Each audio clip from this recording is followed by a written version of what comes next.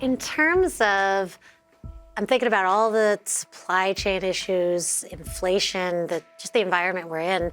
How are you improving service inventory? Yeah, that's another thing ServiceMax has really helped us do is be able to customize our inventory.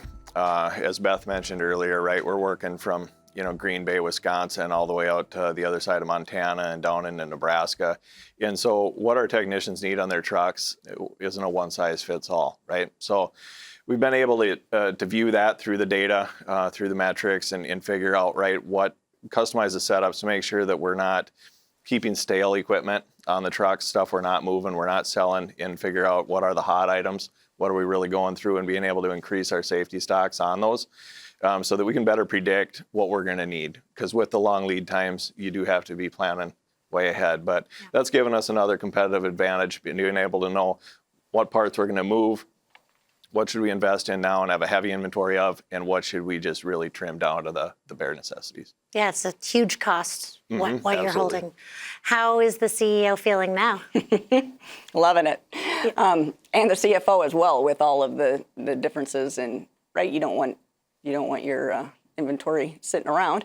And so another thing that we've done in the last year or so is when the job is done, mostly our bigger jobs, like a bid job rather than just a broke fix.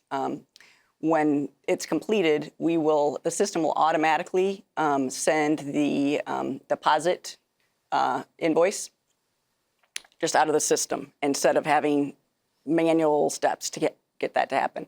And so just having all those sorts of things automated and all captures more efficiency that we never would have been able to do in the past. So absolutely.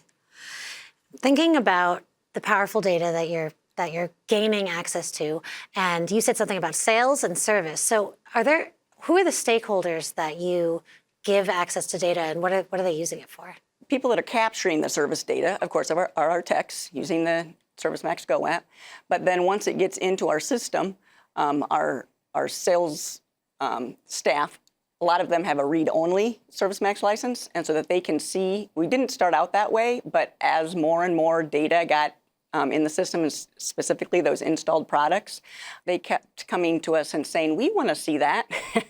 And so most of our salesmen now also have a read-only license to that data, because it's very important to them as they're going out and looking at existing customers. What do they already have? How could we maybe enhance that? Here's a new product we have to offer. And without all that info, they're just not nearly as viable as a salesperson. Yeah, it helps them, or I'll get a sales call or a phone call from the salesman often too, right? And they'll say, hey, I seen you were out there working on this again, tell me more about that. And that can help them understand too, right? What's the equipment we're working on? And then that can allow them to start that conversation with the customer on, hey, I've noticed we've worked on this piece of equipment several times recently. Maybe we should talk about an upgrade, or maybe it's time to replace that piece. Thanks for watching. To learn more on this topic, click the link in the description below. And if you're a service leader pursuing digital transformation, subscribe to our channel and check out our other videos. Thanks.